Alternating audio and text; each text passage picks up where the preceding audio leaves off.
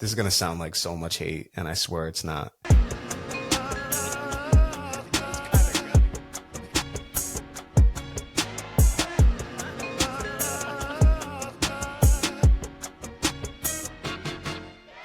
Welcome to the Warner Brothas Podcast. My name is Keenan, joined by my brother Kyle in person. He had a Thanksgiving surprise for mom, and she lost her mind. But Kyle, good to see you. Great to see you. Great to see you. It thankfully hasn't been that long, because obviously I came up to Vermont about like a little over a month ago. It's not typically this time, but it's good to see you. We got a lot of NFL to get into, but first and foremost to everybody, happy Thanksgiving. Hopefully everybody has themselves a great Thanksgiving today. Enjoy themselves some Thanksgiving football. A later slate, typically it's a 12 to 12:30 game, but 1 o'clock game today. Kyle, you want to just get right into these picks? Yeah. I mean, first of all, I think this is only the second time we've ever recorded on a holiday. Yeah. I believe this, I don't know if it was this past year or maybe we've done it a couple times on New Year's Eve.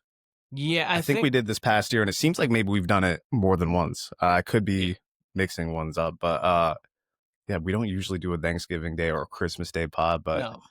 You're getting it right under the gun here, because like Keenan said, normally the games would be on right now. It's noon as we speak. The game's going to be on at 1, so we're going to breeze through these picks. Yeah. I do want to say, before we get into this, my NFL team tiers were supposed to be debuting today or even yesterday. Ton of flight problems yesterday, as you know. It was a nuts travel day. So you might get those week 13 instead, or if we can get them, because you got a busy work schedule this week. Yeah, because I mean, Dick's Sporting Goods, Black Friday, and holiday season around the corner, so we're very busy over here too. But hey. So you might technically get them a week later, which I think happened last year too, for the same exact reason. It happens. Hey, holiday time is holiday time, hectic time. It's okay. It happens. But you will be getting those within the next 7 days. Yes, we'll say that. But without further ado, so we can watch these games that you guys are about to get into themselves, we've got Green Bay versus Detroit. Detroit is a 3-point favorite against the Green Bay Packers. We got a great slate of games today. Kyle told me not to jinx it last week because he didn't want any injuries. We can say it now. It's a great slate of games today and the Black Friday game tomorrow. So our holiday, it's one of the best holiday slates we've had. We have a great holiday slate starting off in Detroit with the Packers there. Kyle, what are your thoughts on this game? I actually want to hear your thoughts first on this game. This game troubles me the most out of the three. Yeah, I would agree with you on that as well. I think this game both teams have the capabilities to win this game. I think in all three games today, realistically, the Bengals game would be the most, but we'll get to that when we get to that. But I think both these teams are realistically to win this game today. They have the capabilities of it. I am going to lean Green Bay, though, in this game. I just think that with the offensive line troubles that Detroit's having right now, with the injuries that they have, Frank Ragnow actually is going to be coming back, which threw me off. It's like he retired, and it's like, I'm going to come back. Day before Thanksgiving. Yeah, it was like, I don't know if he's going to be active? back. I don't think he's active for this game. I think his return date's December 14th from what I've saw. So a couple weeks away for Frank Ragnow, but they're going to need it for the playoff run because that's been a big loss for them. I just think that the way Green Bay's been able to get after the quarterback, and when Jared Goff gets pressure on him, he's been horrendous this year. Jordan Love hasn't been good with pressure either this year, but I just think it's more likely that Green Bay gets home than Detroit today. And I've got this game 25-21 Green Bay. The reason why I'm struggling with this game is because I actually think Detroit's the better team, head up. I would probably lean that too. I just think this is a little bit of a bad matchup for Detroit as of right now, presently constructed with that line. But I would agree had full strength. So my thing with this game, so week 1, these two teams played, and I actually said, because we were all super high on the Green Bay Packers, all four of us had them winning the division before the Micah Parsons trade, right? Yep. So I actually said, this is the perfect time for Detroit to get Green Bay, and not realizing that it was the Thanksgiving game. But hey, when they get them later on, Green Bay will probably be at full strength. They'll probably be clicking on all cylinders. This is the game. And Green Bay actually dominated them. And at this point in the season, week 12, I'm not exactly happy with either one of these teams, honestly. Because who did Green Bay just play this past Sunday? They played a bad game against the Giants, and Jameis was Well, that was Detroit, that right? was sorry. Oh, Green Bay was the yeah. week before against the Giants. Oh, yeah. Which same result. They It looked the even same worse. thing, yeah. They looked even worse. Lions at least gave us an entertaining game. They got lucky to win that game. Oh, they had Wilson. Hold on, you can go on. I'll get to who they played in just a second. I'll wait for you because it's going to go into my Vikings. Yeah, they look good. They got to JJ McCarthy, but it's also JJ McCarthy. Yeah. Who I can't wait to talk about when we do our picks. Who might not even be playing this Sunday. No, he's out with a concussion. Of course they have their third string quarterback in playing. It's not gonna be pretty. Of course he is. Vikings, you should just listen to me. I told y'all, franchise Sam Darnold, you guys would have been okay. Yeah. But I'm not happy with this Packers seasons. They've honestly since week 2, I would say, where it looked great after week 1 against the Lions. I think they faced the Commanders on that Thursday night, and they looked like world beaters. Yeah. I would say it's been pretty disappointing ever since for the Packers. They haven't been able to put an offensive game together. That's what it seems like. It seems like they haven't played a complete game, honestly, since that week 2 performance. Whereas the Lions, some weeks they look amazing. They look Super Bowl contenders. Some weeks they don't look as decent, right? The Giants, I'll shoot them some bail because, hey, that's a dome team. Jameis likes to push the ball. I actually think the Giants have some talent. But you got to take care of business at home. And again, I think they got lucky to win. You should really look at that as a loss. Now, this is going to factor into the Chiefs-Cowboys. This is what's really getting me with the Lions because I want to pick the Lions here. I want to pick the split. They just played OT against the Giants. Now you got to come on a Thursday, on the early game on Thursday, and face a division rival. That's super tough. Whereas the Packers, they kind of got to not rest against JJ McCarthy, but it was an easier game for them than that Giants game for the Lions. I don't know. I want to pick the Lions, and they'll probably surprise me today. They'll probably play it close. It should be a double-digit Packers victory, honestly, or a dominant 8-point win. You know what I mean? Like backdoor kind of game for the Lions. I'm going to go with the Packers. I don't want to go with the Packers. I'm going to go 25-20. So we're about the same with the score.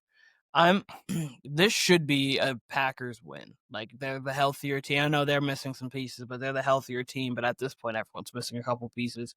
They both have the same record too, correct? They don't because we get the tie here, but yeah, same losses, right? Same wins, but the losses are different because they're 7-3-1 and 7-4 because of that tie. This is a must-win. Wouldn't you factor in the Bears? Bears are 8-3, and Bears have a chance in that game against Philly. They kind of need this game, man. And the 49ers keep winning. They're 8-4, and between the Bears, the Packers, the Lions, and the Bears, Packers, Lions, 49ers, one of those 3 teams are missing, or 4 teams are missing. And it scared me because Tim loves the Lions. Tim's been big on the Lions for a few years. Even when I was trying to veer against them a couple years ago, like Tim's a big Dan Campbell guy. He picked the Packers today. So if we all go Packers, that scares me. And again, if there's one team, and I've said this dozens of times, the Lions carry themselves like a championship team to some degree. Yeah. If there's one team that'll go out and surprise you and put up a fight and maybe even win this game, it would be the Detroit Lions. Yep. I mean, they gave Philly a fight in an ugly weather game where Jared Goff didn't play well. I don't know. This game scares me. But I hope the Lions win. I'm genuinely rooting for the Lions to win. But I do think the Packers have the better chance. I'm going to pick. If I was a true fan of either one of these teams, I prefer the Lions over the Packers, but I have no problem with either team. If I was a true fan of either one of these teams, this game would scare me to death on both sides. I would just not know how to feel about it.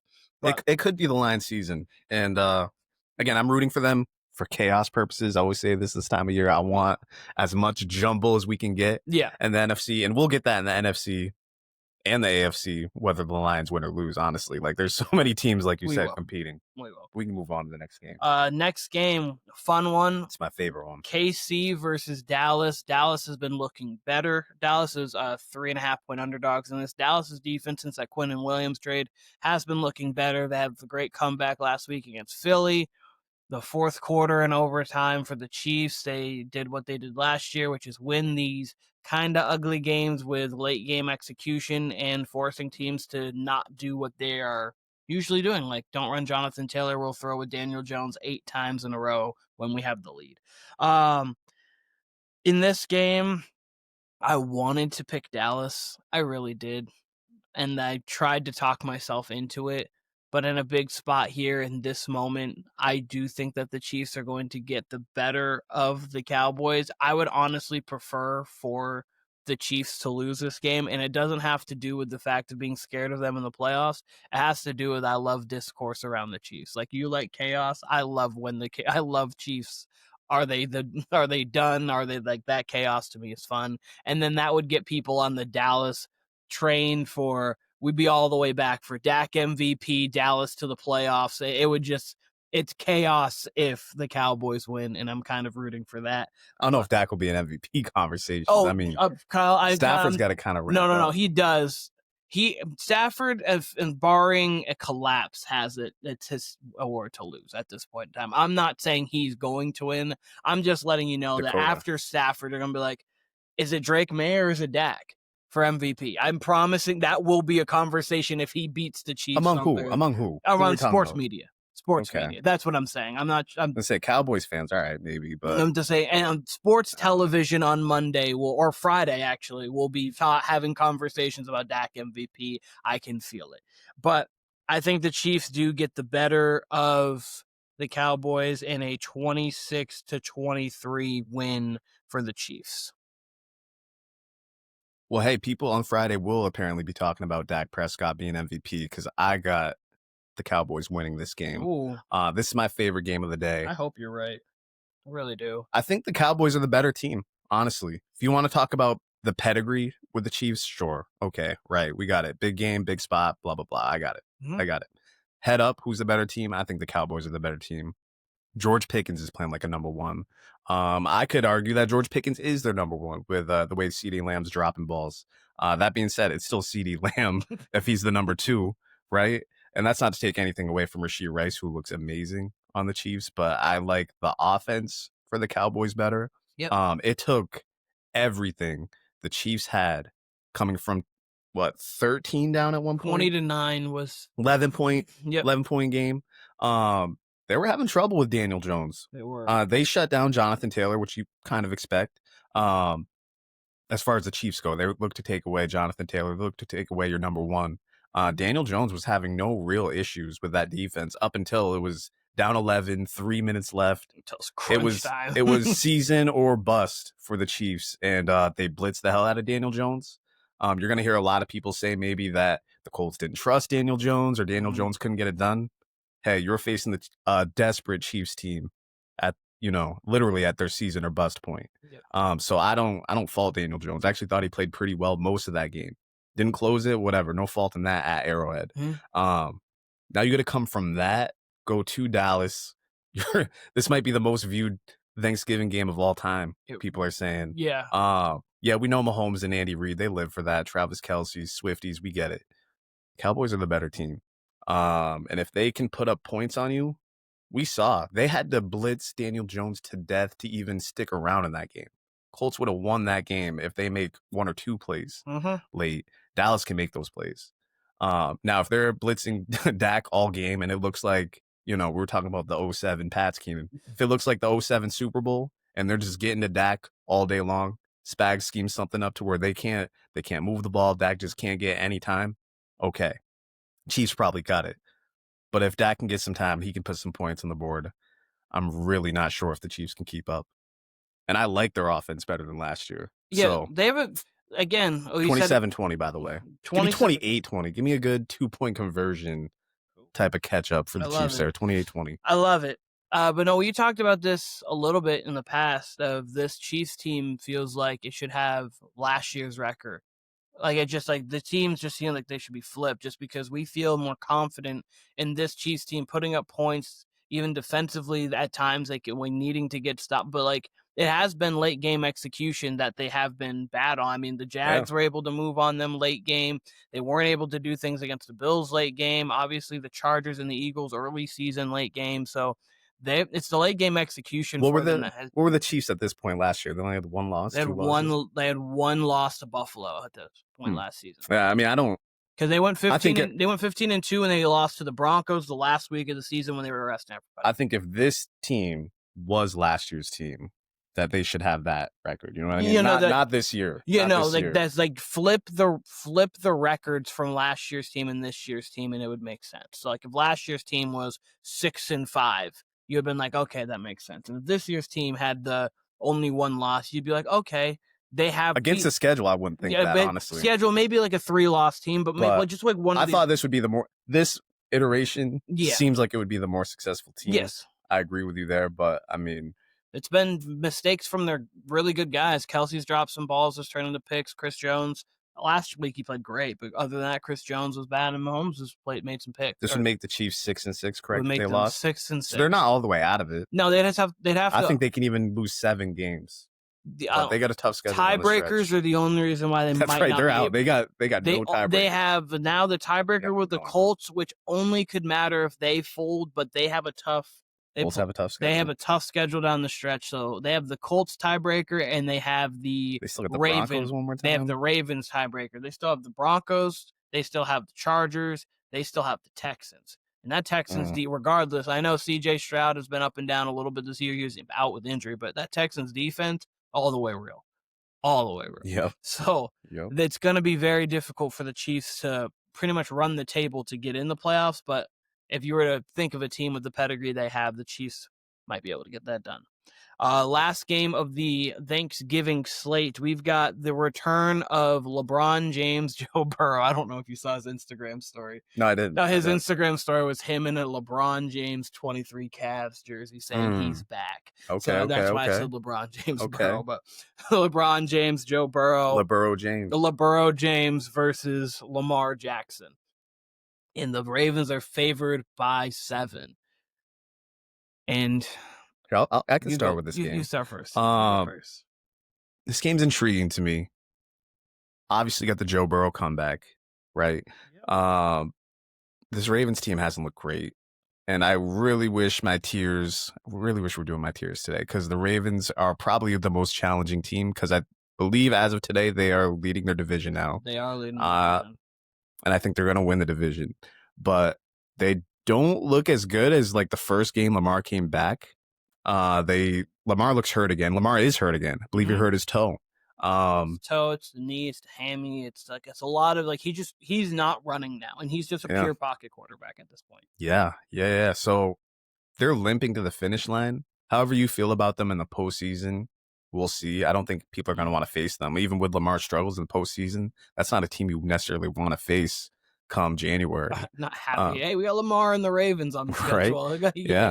And they if they win the division, that's going to be a home game for them too, in round 1 at least. So, but right now, I kind of like the spot for the Bengals. I hate their defense. I don't know how the Pats tried to lose to them last week, to be honest with you. I don't know. I like the Bengals. I'm going to roll with the Bengals here. Don't think it's going to be a death sentence to the Ravens by any means. They see the Steelers twice still, so as long as they win those 2 Steelers games, they can pretty much. They have a couple losses to even play with the Steelers how they're playing. Yeah, Joe Burrow's return. Let's say they put up 31 on the Ravens. I'm gonna keep it consistent. All 3 losing teams 20 points, so 31-20. Bengals. I hope we get a better game. And you know what? Maybe Lamar's kind of saving himself for this game. He was looking ahead to the Burrow game. Maybe we'll get a shootout. But I think 7 points is ridiculous. If this was a fully healthy Ravens team, okay. Yeah. But when your quarterback's clearly banged up, Joe Burrow is going to be at full strength. That offense is real. That defense is bullshit. So maybe this is a Derrick Henry. Maybe he goes off. But if it turns into something like I got it, 31-20, where Lamar has to throw, I think he's going to run into some problems. So I've got this 27-25 Baltimore in a close one. I think it's going to be a fun game. This is, again, what I mentioned this kind of tongue-in-cheek about 8 weeks ago. And I was like, hey, Bengals could be 500-ish. Joe Burrow comes back. Maybe they can compete for the division. And then they have their loss to the Jets, 39-38. And the Bears. And then they have the Bears loss 47-42, where the offense plays amazing in both games. I wish they would have won those games just for the fact that right now, instead of 3-8, they'd be 5-6. and they would be as live. They're stuck on 3? I thought they had 4 wins. 3. They have they're 3-8 right now. Yeah, it's over. It's 3-8. It's over. They have to win out to get the division and hope for other things to happen. And that's the only way they're getting in the playoffs, and that's not going to happen. Hope for a lot of things to happen. They gotta hope for the Steelers and Ravens to beat up on each other, and all of them go 9-8, and then they have the tiebreaker with division. Like, that's what their hope is, which for them and their sake, they still mentally have like a we can get to the playoffs mindset, which is why I think they're going to play to win.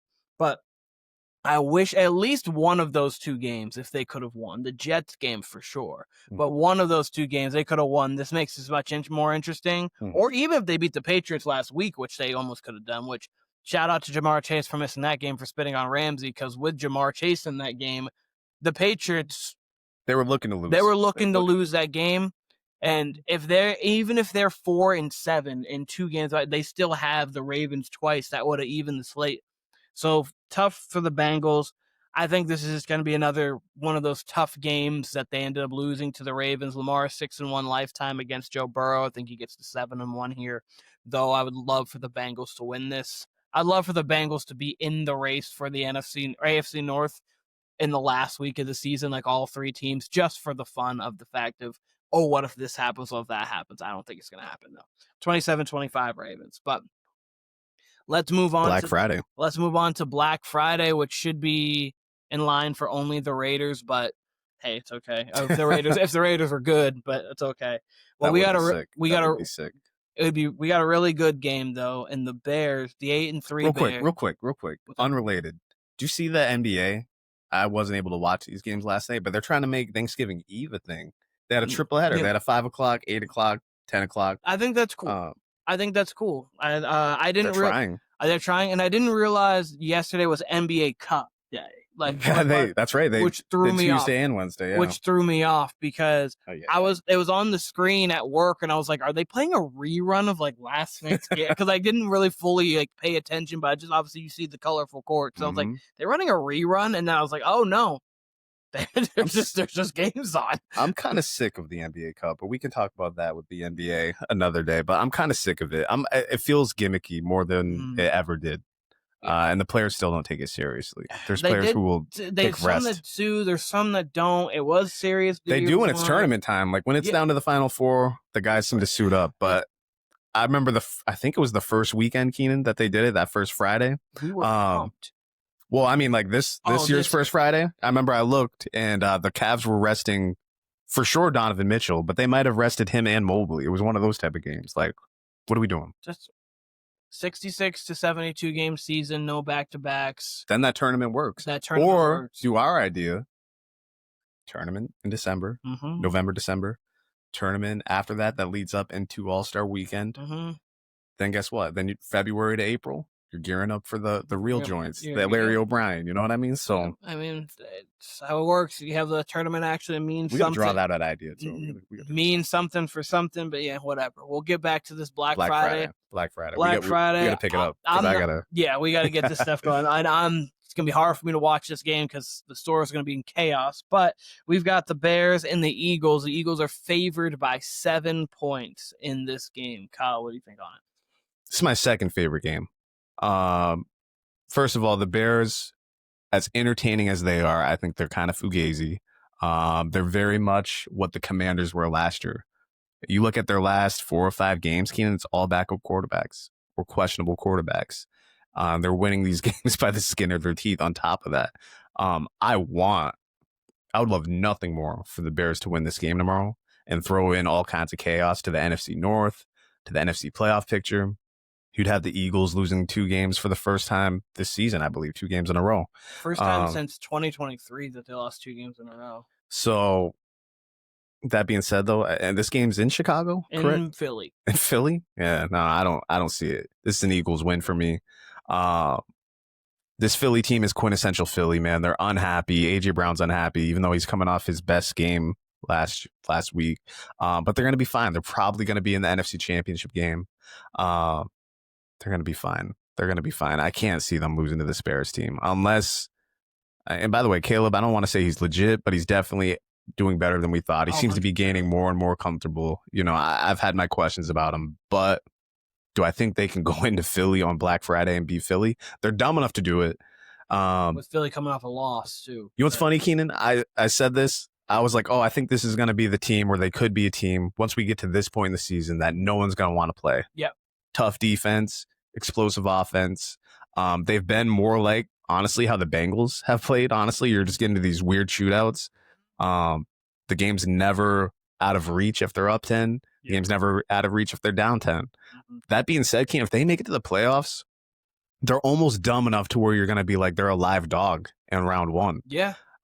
Much like the Commanders last year, where we didn't really think they could go to the NFC Championship game, but I think they're actually well coached. I don't think the Bears are necessarily poorly coached, but just weird things happen in their games. Yes. Comparatively.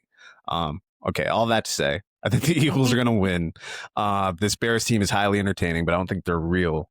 So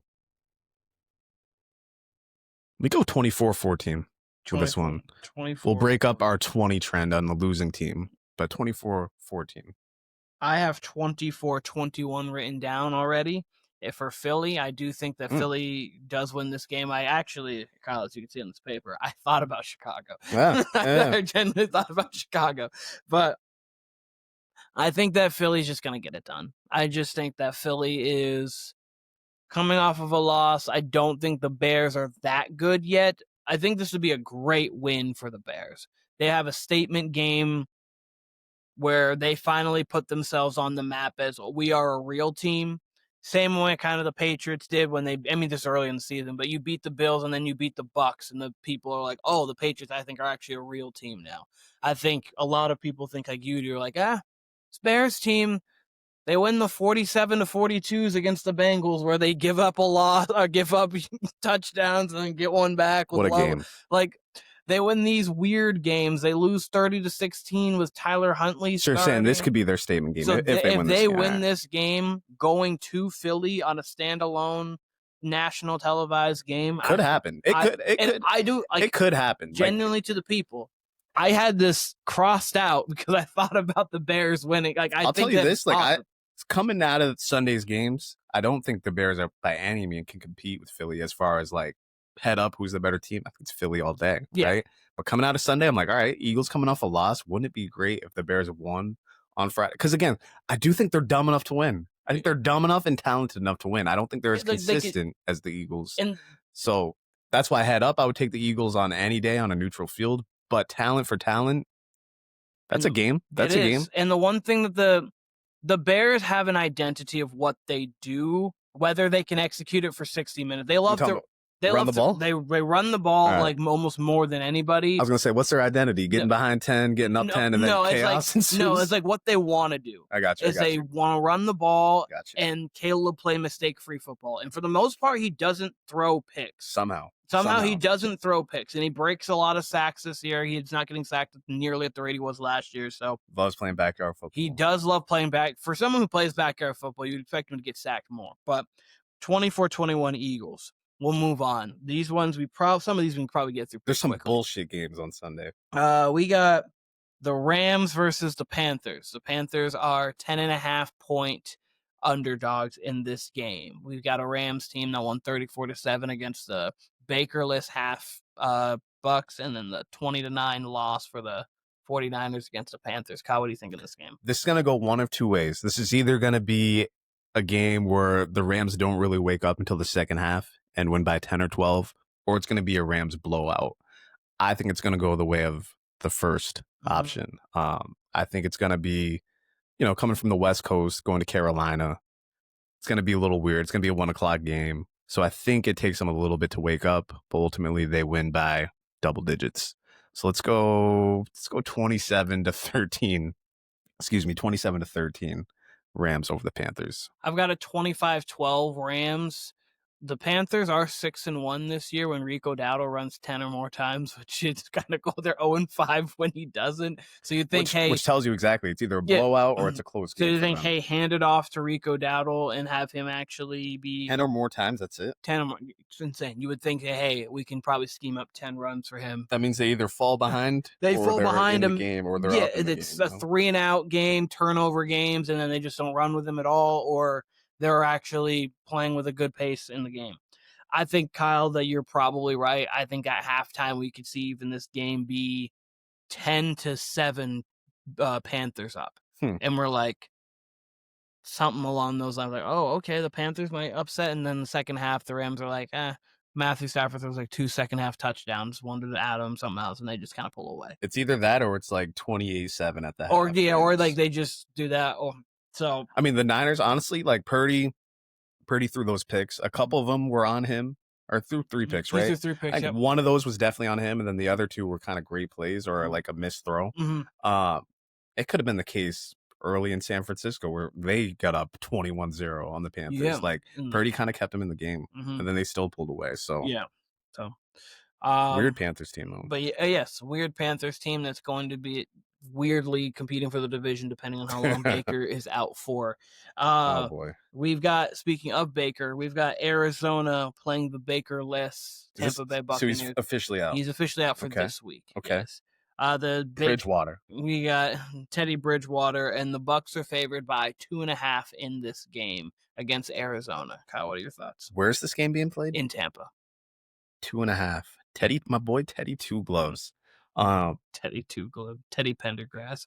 I love Teddy. Like when he came out of Louisville, I actually loved Teddy. I loved him on the Vikings before his injury. I loved him as a backup even. He looked 45 years old when they put him in the game last week. And we've seen this tons of times where we're like, okay, backup comes in, looks horrible. Then he has a full week to scheme and practice, and he actually looks good the next week. Yep. But he looked so unbelievably slow. I mean, he looked like a fullback playing quarterback, honestly, as far as his footwork and his movement. I can't get that image out of my head. I don't think Arizona's necessarily a bad team. They've got enough talent there. They're just a weird team. I think Arizona wins this game. I don't know. Let's call it 20-14. I think it's gonna be an ugly game. I have no idea who's winning this game. I'm gonna go Arizona on a 23-22 weird one. Yeah. But I actually think that Tampa possibly could win this game just off of the fact that they're getting Bucky Irving back, and so it's just they're basically saying, hey, just between him, Sean Tucker, who's looked really good lately, and Rachaad White, just run it and just say, Teddy, don't turn the ball over.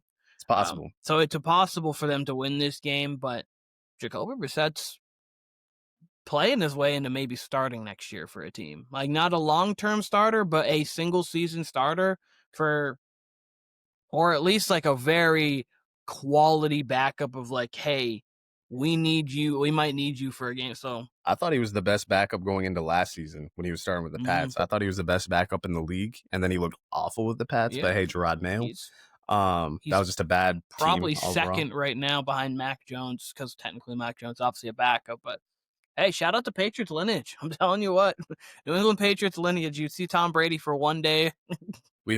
We hold down the backup quarterback game. We hold it. Brissett, Garoppolo, and Mac. We're holding. And Bailey Zappi somewhere probably living it up. Yeah, so. He's doing his thing.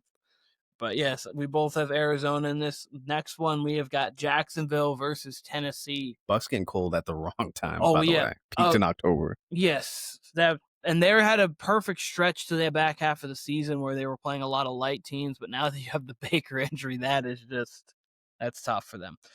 Jacksonville, Tennessee. You've got Tennessee favored. 6.5 point underdogs. My bad. 6.5. 6.5 point underdogs, Kyle. Okay. In Tennessee. The Titans play a little better under Mike McCoy. And the Jags are the Jags. They're the gift that keeps on giving. They're the Jameis Winston of football teams. By the way, you want to talk? Sorry. That's backup in the league's Jameis Winston. Let's get that out the way. We'll get to talk about the Giants, but got to give Jameis his respect. Jags should win this game by double digits. Titans are the worst team in the league, if not next worst team, if you want to put the Raiders back there, whatever. I don't know, give me a double-digit win. I know the Jags, like I just said, they're the Jameis Winston. You don't know what you're getting out of them. There's no way they actually lose this game to the Tennessee Titans. I don't know, friggin' 29-15, let's call it. So I have the Jags winning this game. But I like 14-13? 24-23. Okay. Here's why. I can envision a message from Brandon in our group chat saying we need to get rid of Bill Lawrence right now. Like, I can just imagine. I love the weekly Brandon text. I can imagine Brandon, and our shout out to Brandon as well. Happy Thanksgiving to you, Brandon, from the Warner Brothas Podcast. But sure. I can imagine just a third quarter text for this is the worst quarterback in the league. This guy is horrendous. And they managed to pull it out. Last week he said he's going to beat Trevor Lawrence's ass if he sees him on the street. Yes. So, like, Daniel Jones has a fracture in his fibula prep sheet. Jones will continue to play through it and was listed as a full participant in practice. Okay, that's weird. It's weird, but that's something to take into consideration because last week he wasn't running much, and it might be why. So, okay. I was very worried with what that update could have been. I was like, man, this could be anything. Yeah, no, because he just said fracture in his fibula, and I was like, wait a second. Okay, we'll be talking about Indy here soon, and they're playing Houston this week. Eek! Okay. Yeah, Jacksonville 24-23 in this game. Okay. Okie dokie. Next, we've got New Orleans versus Miami. A Miami team that has life, a little bit of life in them. So they have been left for dead a few times, and they've hit the revive button on their mojo, which I like. And because of that, I'm going to quickly choose. I'm just going to say it now.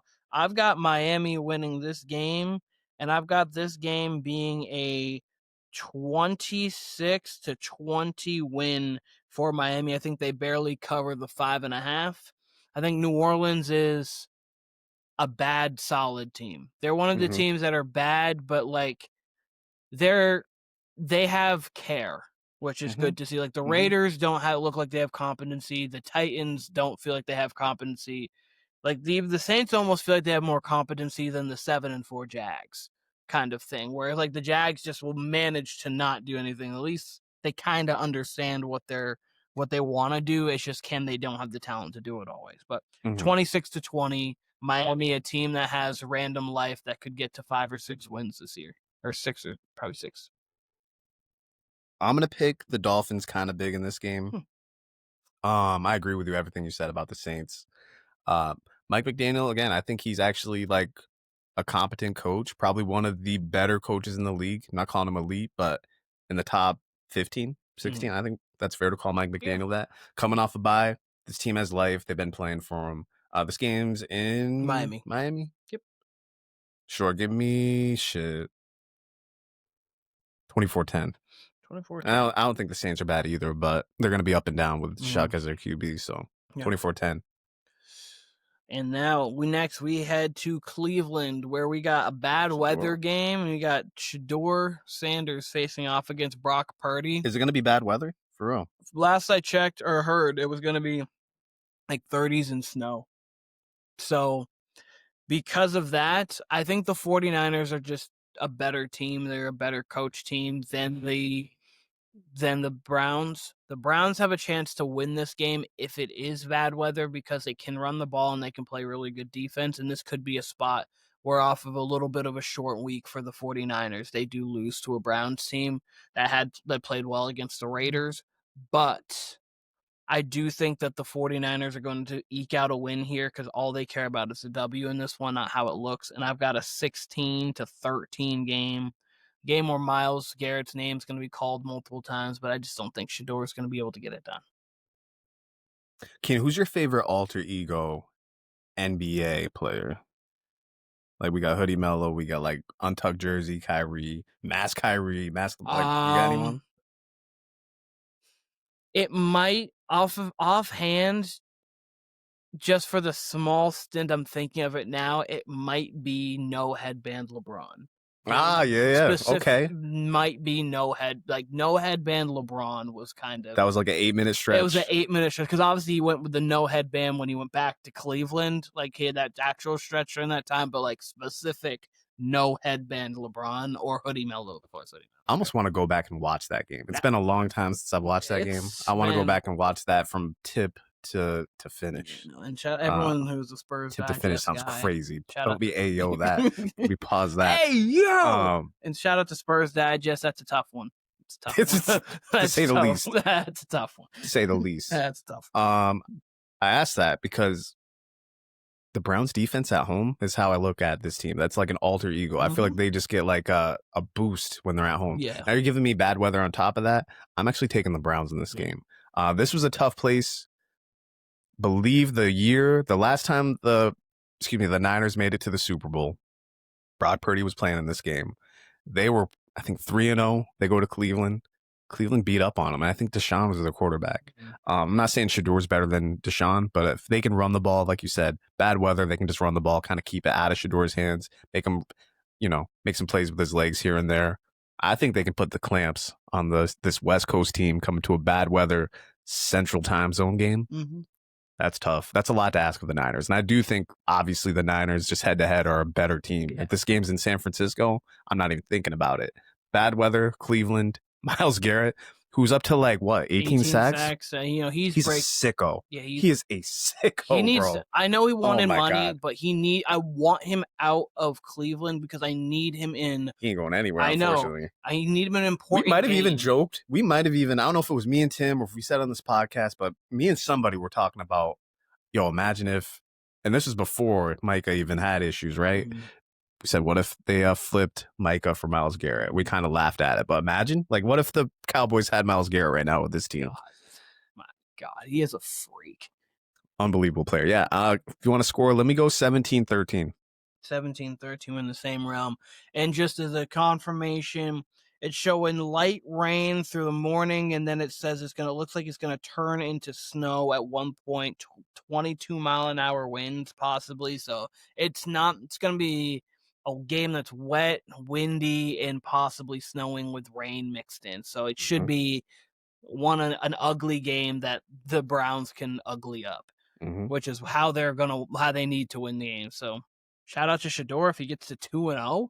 Okay. Might get there. He might.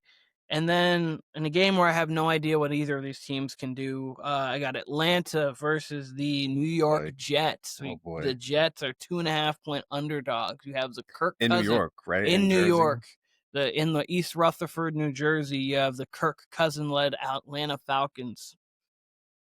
What are your thoughts? You say you don't know. I don't fucking know.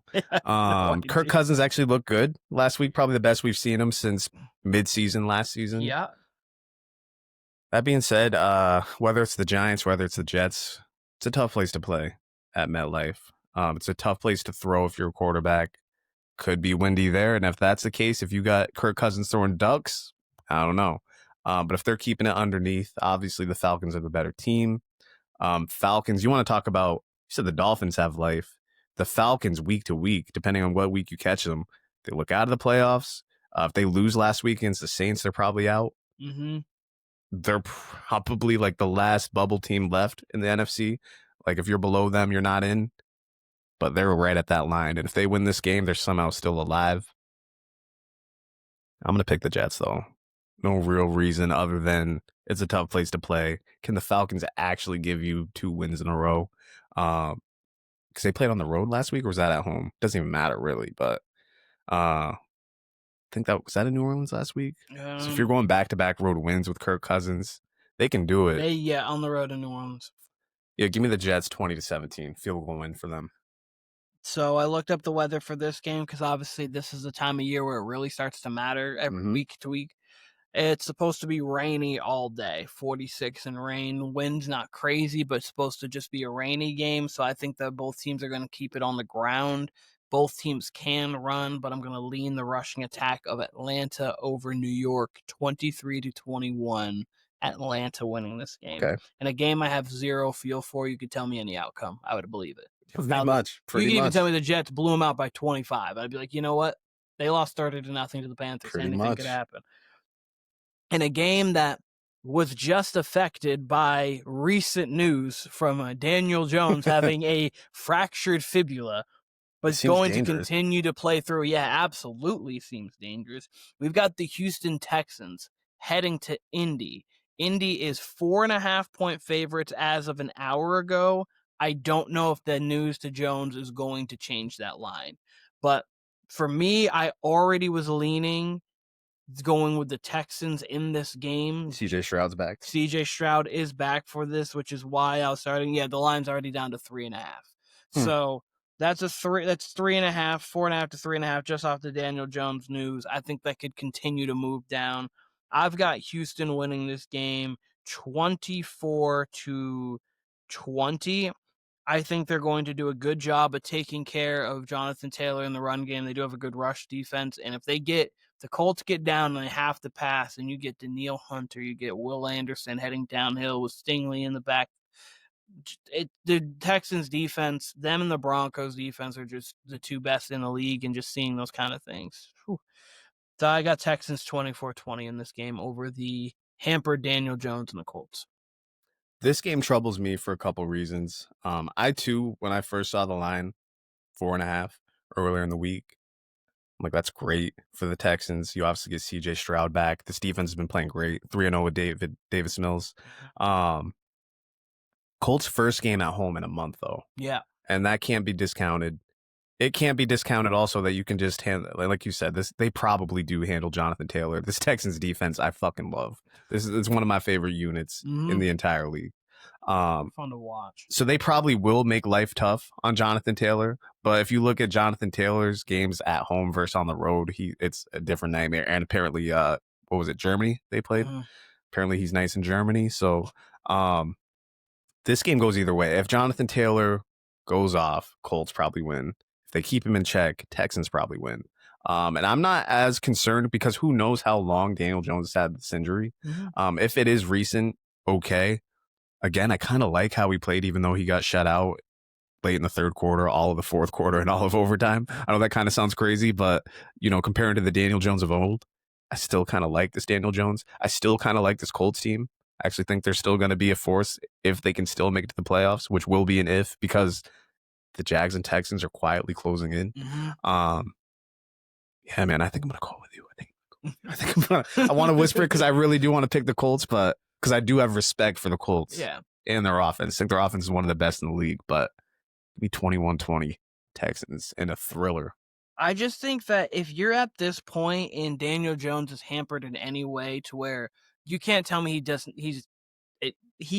probably affecting his running. We could get 350 scrimmage yards for Jonathan Taylor. That's the thing, like it's affecting his running. So if you sell out on that and then they don't have to blitz to get home, which is the thing about the Texans that makes them so dangerous. They don't have to blitz to get home. And now it's CJ Stroud. Davis Mills played really well as a backup quarterback coming in. A couple very big wins for them. So he righted the ship and kept them in that. So CJ Stroud's got to bring it home. This is a game that they now almost feel like they should be favored in. If you get that, depending on how bad this Daniel Jones news really is.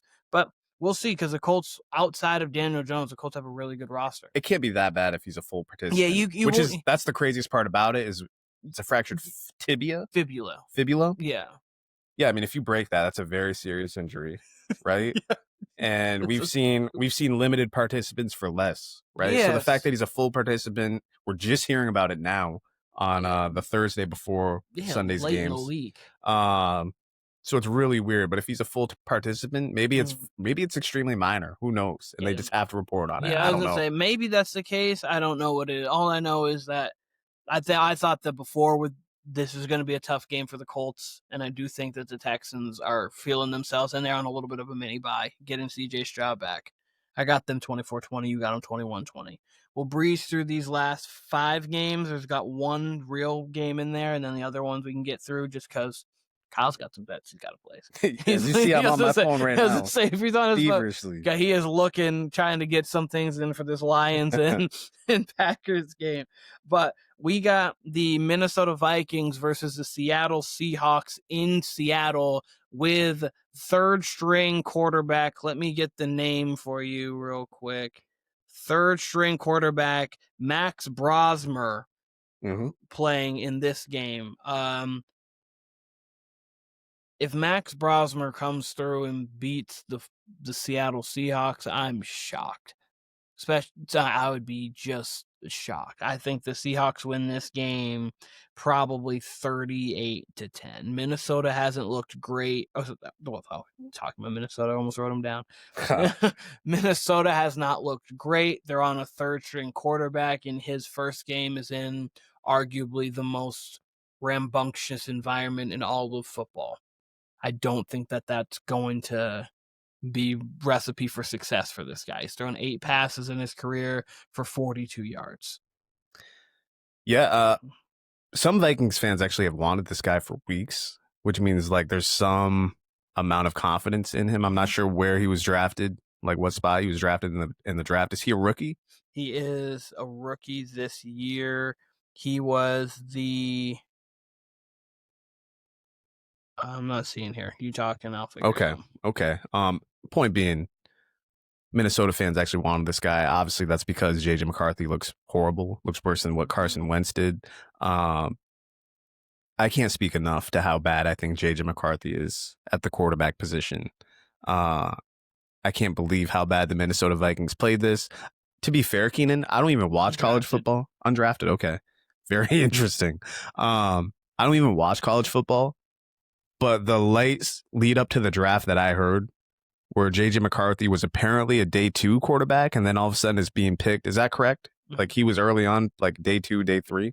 Yeah, it was kind of, he was a day 2 guy, a day 3 early, like way early, and then won the national championship with Harbaugh, and then I think then all of a sudden he's the 10th overall pick. You hear it there's a guy every year that goes from the 90th pick to the 50th pick to a combine that just shoots him all the way up because of intangibles and this whatever, and shoots him up to the top 15, 20 pick. I'm always skeptical of NBA or NFL, the late guy who surges all of a sudden. Like I remember one year, Keenan, it was a weak draft, but I remember one year, like literally like 2 days before the NBA draft. Mitch McGary? Not him as much. I remember I was kind of trying he did get some buzz randomly. He got it right after the tournament. I remember this was like out of nowhere, 2 days before the draft. All of a sudden, people were talking about Alex Lynn as the number 1 pick, and I'm like, all right, whatever. I'm always skeptical of it in the NFL, and again, I don't even pay attention to college football. Mm-hmm. What exasperated that was the fact that people were talking about JJ McCarthy strictly with intangibles. It was never about the physicals. And it was like, all right, why don't they have this guy throw more? Oh, that's just Harbaugh's offense. Oh, I've seen Harbaugh in the NFL. He let Colin Kaepernick and even Alex Smith throw the ball a little bit. You're telling me, I was skeptical from the start. But you want the score to this game. I don't need to shit on JJ McCarthy and the Vikings. So obviously, not only is this Seahawks at home against an undrafted QB making his first start, but this is also a Sam Darnold revenge game. Yeah. What'd you say 38-10? 38-10. Can you just put me down for the same score? Just put me down for the same exact score. 38-10. Yeah, this guy played. This guy went to New Hampshire.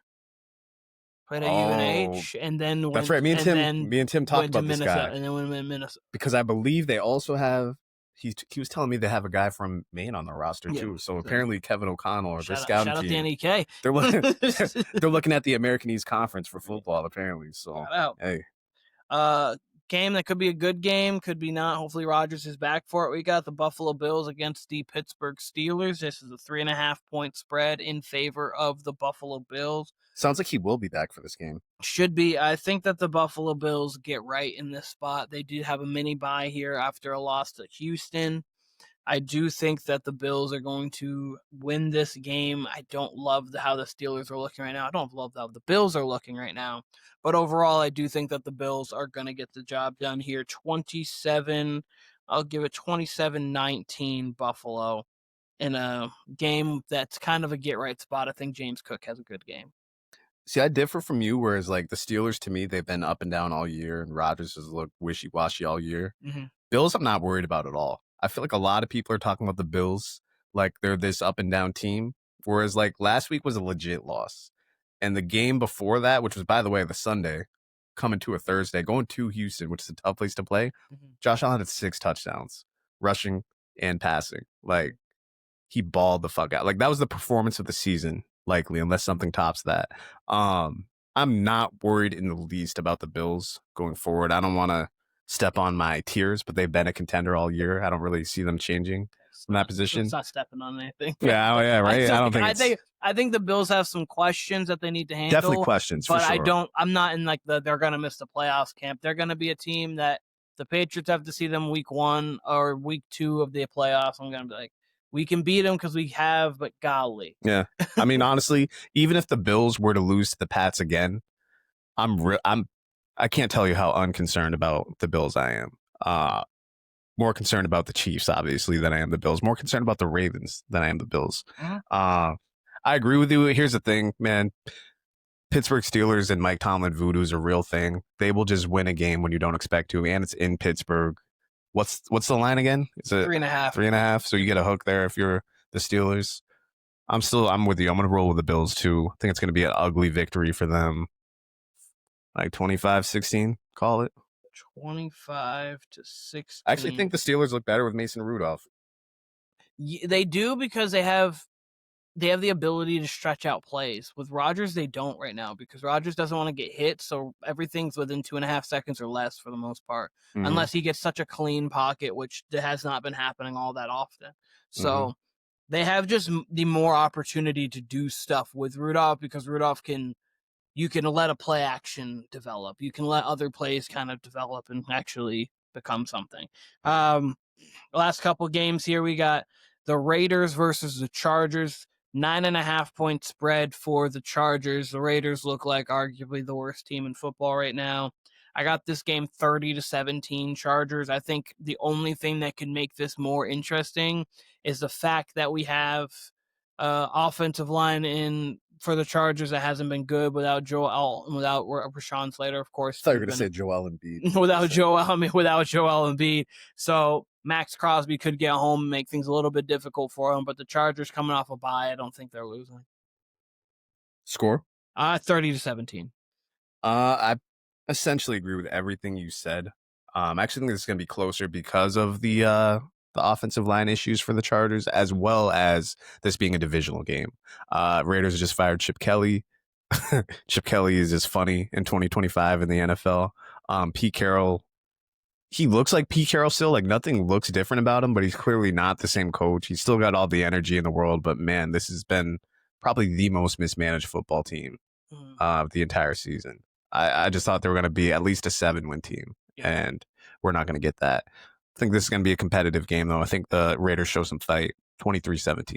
23-17.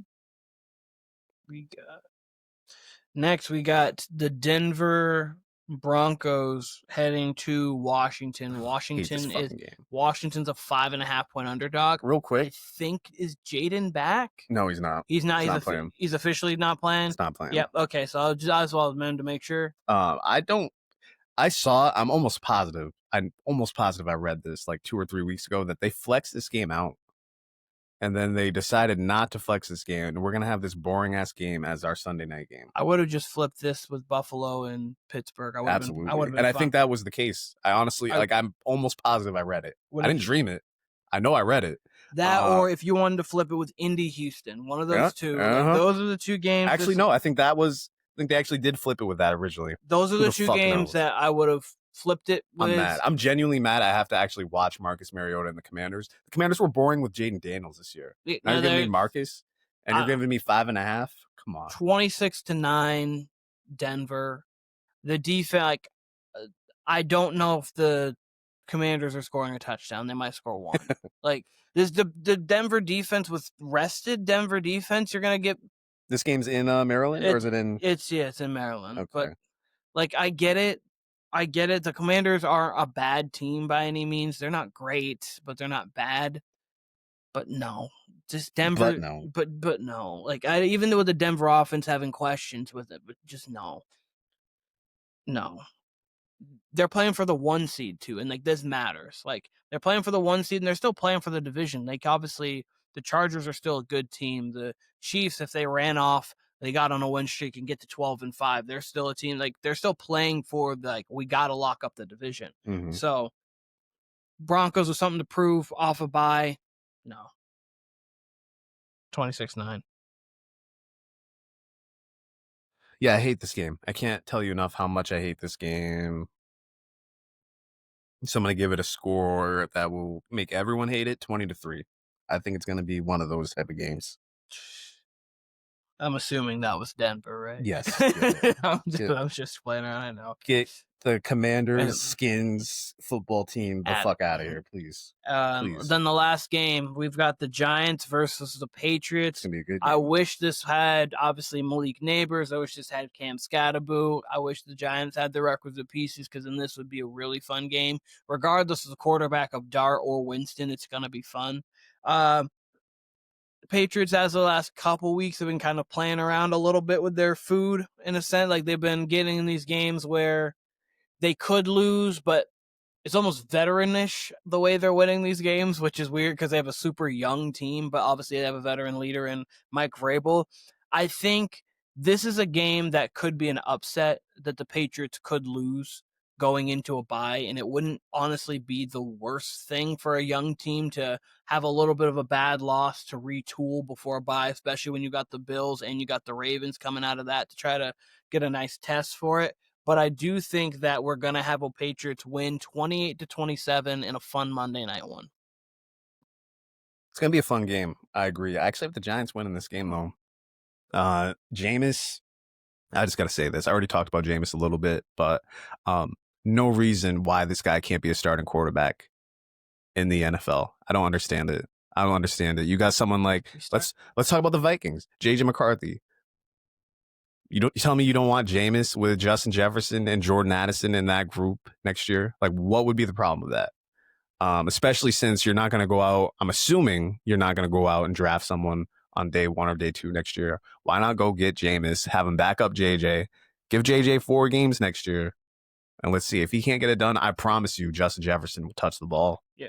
Someone call Garrett Wilson and say, hey, would you rather Justin Fields throwing you the ball week in or week out, or Jameis Winston? Just ask him a question. Unreal. I'm pretty positive that Garrett Wilson would have been like, oh, a guy who's going to actually give me the ball? Sure, I'll take that any day of the week. Yeah, no, Jameis Winston, I understand. Can he be a long-term 5 to 6 year starter? Probably not, just because of the way he turns the ball over, and that's understandable and that's fine. But with the quarterback play that we've saw at the back half of the league this year, insane. So, like, it's just been insane the way that some of these quarterbacks have been playing. Like, I'm pretty positive, like, the way Geno's been playing, the way that, like, a lot of these quarterbacks have been playing. Like, my thing with him, Keenan. What was your score? Let's say 28-24. 28-24. The G-Men. That's in Gillette too, right? That is in Gillette. More bugaboos for the Giants. Been a long time since we've had a Monday night game too. Yeah, so shout out. No, yeah, exactly what you said with Jameis, but I'm just looking at it like the teams.